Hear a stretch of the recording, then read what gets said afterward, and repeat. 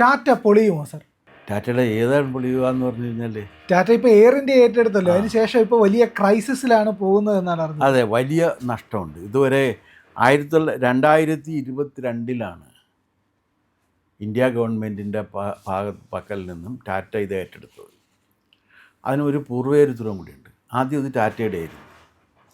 അന്ന് മഹാരാജാവ് ഇങ്ങനെ കുനിഞ്ഞു നിൽക്കുന്ന മഹാരാജാവിനെ വെച്ചുകൊണ്ടായിരുന്നു ടാറ്റ പരസ്യം ചെയ്തത്. ആ കുനിഞ്ഞു നിൽക്കുന്ന മഹാരാജാവാണ് യാത്രക്കാരനെ ആദരപൂർവ്വം ടാറ്റയിലേക്ക് ക്ഷണിച്ചിരുന്നത്. അത് മാറ്റിയിട്ടാണ് പിന്നെ എയർ ഇന്ത്യ സർക്കാർ നാഷണലൈസ് ചെയ്ത് ഏറ്റെടുത്തത്. സർക്കാർ ഏറ്റെടുത്ത് സർക്കാർ നടത്തി അത് ഒരു പരിവാക്കി കഴിഞ്ഞപ്പോഴേക്കും വീണ്ടും അത് ടാറ്റ അവരുടെ ഒരു ഫ്ലാഗ്ഷിപ്പ് പ്രോഗ്രാം ഒരു കമ്പനിയായിരുന്നു എന്ന നിലക്ക് അവരത് വീണ്ടും ഏറ്റെടുക്കുകയാണ് ചെയ്തത്. അവരുടെ ഒരു അന്തസ്സിൻ്റെ കൂടി പ്രശ്നമായിരുന്നു. അത് 2022 സംഭവിച്ചത്. പക്ഷെ ദൗർഭാഗ്യം എന്ന് പറയട്ടെ, ടാറ്റ ഇത് ഏറ്റെടുത്തതിന് ശേഷം ആ കമ്പനി വലിയ രീതിയിൽ നഷ്ടത്തിലേക്ക് പോയിക്കൊണ്ട് ഇപ്പോൾ 27,000 കോടി രൂപയുടെ നഷ്ടം ഈ 3 കൊല്ലം കൊണ്ട് ആയിക്കഴിഞ്ഞിരിക്കുന്നു. 3 കൊല്ലത്തെ സഞ്ചിത നഷ്ടം എന്ന് വെച്ചാൽ സംഭരിക്കപ്പെട്ടിരിക്കുന്ന നഷ്ടം എന്ന് പറഞ്ഞാൽ ഇത്രയാണ്. അതിനിടയിൽ ടാറ്റ ഒരുപാട് കാര്യങ്ങൾ ചെയ്തു. 570 എയർക്രാഫ്റ്റ് ബോയിങ്ങിൽ നിന്നും എയർബസിൽ നിന്നും പുതിയ എയർക്രാഫ്റ്റ് ഓർഡർ ചെയ്ത് അതിൻ്റെ ഇൻവെസ്റ്റ്മെൻറ്റ് നടത്തി.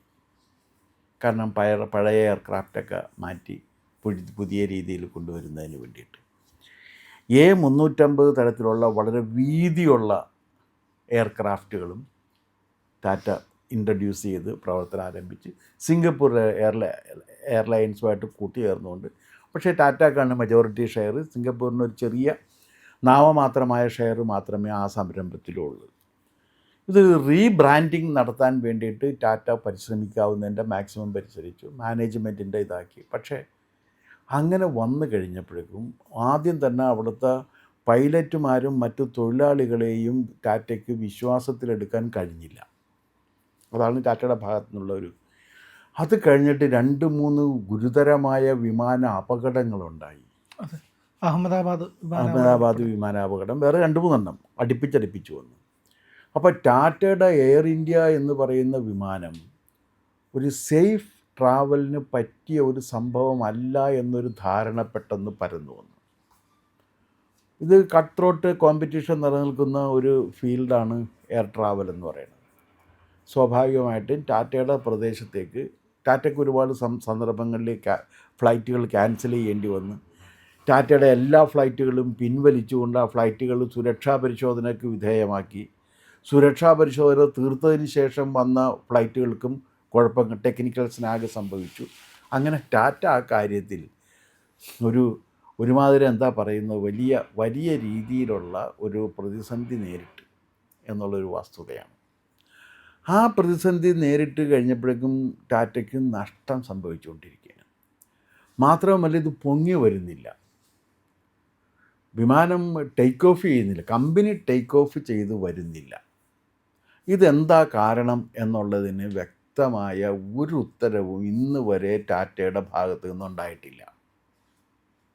പലതരത്തിലുള്ള കാരണങ്ങൾ പറയുന്നുണ്ട്. നിങ്ങൾ ഇപ്പോൾ ഗൂഗിളിൽ അടിച്ചു നോക്കിയാൽ പോലും ഇതിൻ്റെ കാരണങ്ങൾ അവർ പറയുന്നില്ല.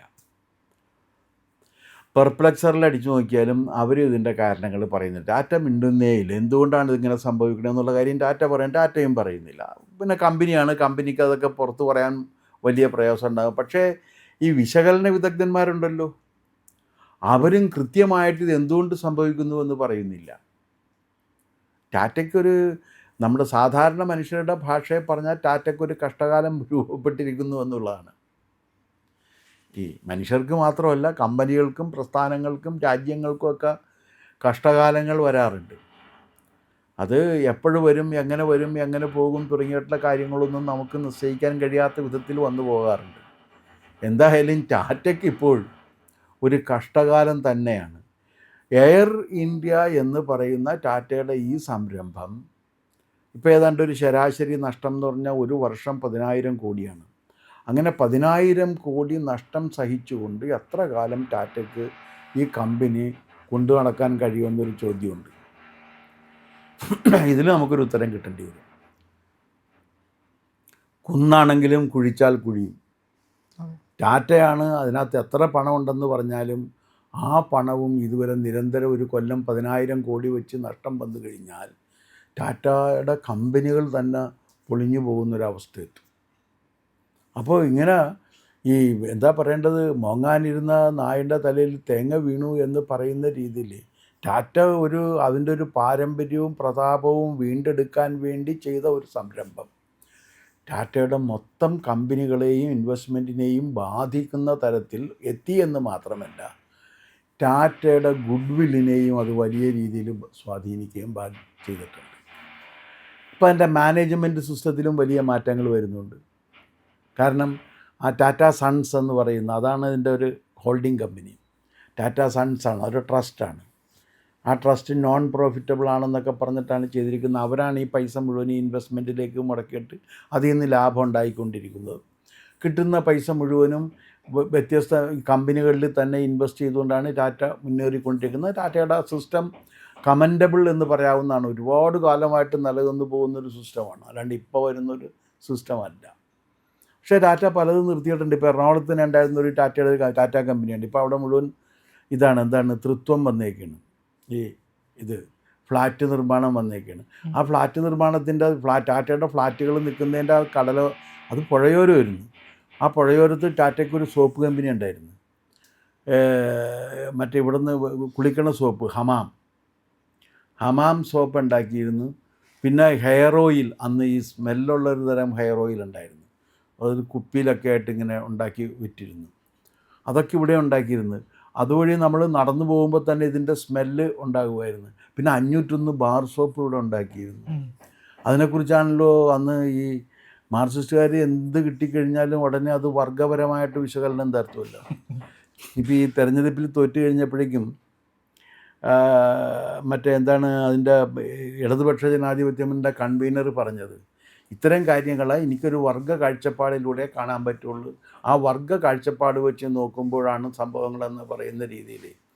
അപ്പോൾ അന്ന് എന്താണെന്ന് വെച്ച് കഴിഞ്ഞാൽ ഈ 501 എന്ന് പറഞ്ഞപ്പോഴേക്കും ഇവർ പറഞ്ഞ് ഒറ്റ ചോദ്യമാണ്, 1 മുതൽ 500 വരെയുള്ള സോപ്പുകൾ അവിടെ പോയി എന്നാണ്. ആളുകൾ പെട്ടെന്ന് ഓർത്തു. കാരണം 501 ബാർ സോപ്പ് വന്നിട്ടുണ്ടെങ്കിൽ 1 മുതൽ 500 വരെ കാണണമല്ലോ. അപ്പോൾ ഉടനെ അതിന് സഹാക്കൾ ഉത്തരവും പറഞ്ഞു, 1 മുതൽ 500 വരെയുള്ള സോപ്പിനങ്ങൾ ടാറ്റ, ബിർള, ഗോയങ്കെ തുടങ്ങിയ കുത്തക മുതലാളിമാർ ഉപയോഗിക്കുമ്പോൾ സഹാക്കളെ, സുഹൃത്തുക്കളെ, നമുക്ക് കിട്ടുന്നത് 501 മാത്രമാണ്. അപ്പോൾ വലിയൊരു അനീതിയാണല്ലോ. കാരണം 1 മുതൽ 500 വരെ ഉള്ളത് പോയി എന്ന്. ആ 501 ബാറൊക്കെ ഉണ്ടാക്കിയിരുന്നത് ഇവിടെയാണ്. ആ കമ്പനി പൂട്ടി ടാറ്റ. അത് പൂട്ടി കുറേ സ്ഥലം ഈ കായൽ നികത്തിയെടുത്ത ഭൂമിയിലാണ് ഇപ്പോൾ ആ കെട്ടിടമൊക്കെ പണിതുകൊണ്ടിരിക്കുന്നത്. അത് കായൽ നികത്തിയെടുത്ത ഭൂമിയാണ്. ടാറ്റയുടെ കിട്ടിയിരിക്കുന്ന ഭൂമി ഇപ്പുറത്തുണ്ട്, അത് വളരെ ഇതായിട്ടുണ്ട്. ആ കമ്പനി ഇപ്പോഴും ഉണ്ടെന്ന് തോന്നുന്നു. അവിടെ ഇപ്പോൾ വർക്ക് ചെയ്യണ്ടോ എന്ന് എനിക്കറിയില്ല. അന്ന് ഇവിടുത്തെ ഏറ്റവും വലിയ ട്രേഡ് യൂണിയനായിരുന്നു ടാറ്റ കമ്പനി എംപ്ലോയീസ് യൂണിയൻ. വലിയ കാശുകാരായിരുന്നു. ടാറ്റയുടെ ജോലിക്കാരെന്ന് പറഞ്ഞു കഴിഞ്ഞാൽ പിയൂണിന് വരെ അന്ന് ഈ മജിസ്ട്രേറ്റിന് കിട്ടുന്ന കാശ് പിയൂണിന് കിട്ടുമായിരുന്നു എന്നൊക്കെ പറഞ്ഞ് ഞാൻ കേട്ടിട്ടുണ്ട്. അപ്പോൾ അതുവഴി പോകുമ്പോൾ നമ്മളിങ്ങനെ നോക്കും, ടാറ്റയുടെ അവിടെ പോയിട്ടൊരു പ്യൂണാകുന്നതാണല്ലോ നല്ലതെന്ന് കരുതിയിട്ട്. അപ്പോൾ അങ്ങനെ ഒരു ടാറ്റാപുരം വന്നു. അതിൻ്റെ പേരിൽ ടാറ്റ ഇരിക്കുന്ന സ്ഥലം ടാറ്റാപുരമായി. ആ ടാറ്റാപുരത്തിന് പിന്നെ ഒരു സാഹിത്യകാരനും വന്നു, അതാണ് ടാറ്റാപുരം സുകുമാരൻ. അദ്ദേഹം അവിടുത്തെ PRO ആയിരുന്നു, അവിടുത്തെ ജോലിക്കാരനായിരുന്നു. അപ്പോൾ ഇങ്ങനെയുള്ളൊരു വലിയ രീതിയിൽ ടാറ്റയ്ക്ക് ഉണ്ടെങ്കിലും പക്ഷെ അവർ നഷ്ടം വരുന്നു എന്നുള്ളവരും നിർത്തിക്കളയും. അങ്ങനെയാണ് ഈ സോപ്പ് പരിപാടി നിർത്തിക്കളഞ്ഞു, ഇവിടെ നിർത്തി. അപ്പോൾ അതിന് പറഞ്ഞിരുന്നൊരു കാര്യം, ടാറ്റയ്ക്ക് 18 കമ്പനിയുണ്ട്, അതിലൊരു അര കമ്പനിയാണിത്, അതുകൊണ്ട് ഇത് നിർത്തിയെന്നാണ്. കുറേ കാലമായിട്ട് ഇപ്പോൾ ടാറ്റയിൽ അവിടെ ഇല്ല. അവിടെ ഒരു ഗേറ്റൊക്കെ ഉണ്ട്, ആളുമൊക്കെ ഉണ്ട്, അത് അങ്ങോട്ട് പോകുന്നുണ്ട് എന്നല്ലാണ്. അവിടെയൊക്കെ വലിയ ഫ്ലാറ്റുകളും വില്ലകളും ഒക്കെ പണിതിട്ട് അത് വിറ്റുകൊണ്ടിരിക്കുകയാണ് അവിടെ. ആ റൈറ്റ് ക്രോസിങ് ചെയ്ത് കഴിഞ്ഞാൽ അതുവഴി അങ്ങോട്ട് പോകുന്ന ടാറ്റ റോഡുണ്ട്, ആ റോഡ് വഴി അങ്ങോട്ട് പോകുമ്പോൾ അറിയാൻ പറ്റും. പക്ഷേ അങ്ങനെയല്ല. മുമ്പ് എന്ന് വെച്ചാൽ അവിടുത്തെ ഏറ്റവും വലിയ ഒരു തൊഴിലാളി കേന്ദ്രമായിരുന്നു. ഏറ്റവും 600ഓളം ജീവനക്കാരുണ്ടായിരുന്ന ഒരു സ്ഥലമാണ് ആ കമ്പനി. അതിൻ്റെ ഇപ്പോഴും ഒരു ടാറ്റ എംപ്ലോയീസിൻ്റെ ഒരു യൂണിയൻ്റെ കെട്ടിടമുണ്ട്. ഒരു സ്വന്തമായിട്ട് അവർക്കൊരു കെട്ടിടമൊക്കെ ഉണ്ട്, വലിയ കെട്ടിടം. കൊമേഴ്ഷ്യൽ പർപ്പസിന് വേണ്ടി വാടക കൊടുത്തേക്കാണ്. കണ്ണച്ചന്തോടെന്ന് പറഞ്ഞ സ്ഥലത്തിൻ്റെ തൊട്ടിപ്പുറത്ത്. അവിടെ അവർക്ക് ഇതിനൊക്കെ ഉണ്ട്. പക്ഷേ ഞാൻ പറഞ്ഞു വരുന്നത് എന്താണെന്ന് വെച്ചാൽ ടാറ്റ അതുകൊണ്ട് നഷ്ടം സഹിച്ച് ടാറ്റ ഇത് കൊണ്ടു നടക്കുമെന്ന് എനിക്ക് തോന്നുന്നില്ല. കാരണം ഒരു കൊല്ലം 10,000 കോടി രൂപ വെച്ച് നഷ്ടം വരികയാണെന്നുണ്ടെങ്കിൽ ടാറ്റക്കെന്നല്ല ഒരു കമ്പനിക്കും അത് നടത്തിക്കൊണ്ടു പോകാൻ പറ്റില്ല. ഒന്നുകിൽ ഇത് ലാഭത്തിലേക്ക് എത്തിക്കുന്നതിനുള്ളൊരു സംവിധാനം ചെയ്യേണ്ടി വരും, അല്ലെങ്കിൽ ഇത് ടാറ്റ വേറെ ആർക്കെങ്കിലും കൊടുക്കും. ഇതൊന്നും അല്ലെങ്കിൽ അവസാനിപ്പിക്കേണ്ടി വരും. അവസാനിപ്പിക്കാൻ ടാറ്റയ്ക്ക് സാധ്യമാണ്. ആരെങ്കിലുമൊക്കെ ഗവൺമെൻറ്റിൻ്റെ കൂടിയല്ലേ, എയർ ഇന്ത്യ അല്ലേ, അതെ, ഒരു നല്ല ബ്രാൻഡല്ലേ. ടാറ്റയ്ക്ക് ആ ബ്രാൻഡ് കിട്ടണമായിരുന്നു. ആ ബ്രാൻഡ് ടാറ്റ എടുത്തതാണ്. പക്ഷേ ഇപ്പം പോയിട്ട് നിൽക്കുന്നത് പെരുവഴിയിലാണ്. ടാറ്റയാണെങ്കിലും ടാറ്റയ്ക്ക് വലിയ മാനേജ്മെൻറ്റ് വൈദഗ്ധ്യമുണ്ട്, വളരെ പ്രൊഫഷണലാണ്, അവരെല്ലാ കാര്യങ്ങളും മുൻകൂട്ടി. പക്ഷേ ഇതൊക്കെ ഉണ്ടായിട്ട് എന്തുകൊണ്ട് കമ്പനി ഇങ്ങനെ പോകുന്നു? അതിനും ഉത്തരം കിട്ടണ്ടേ? അതാണ് ഞാൻ പറഞ്ഞത്. ഒരുപക്ഷേ ടാറ്റ കമ്പനിക്കും കഷ്ടകാലം തുടങ്ങിയിരിക്കാനാണ് എന്നാണ് ഞാൻ കരുതുന്നത്.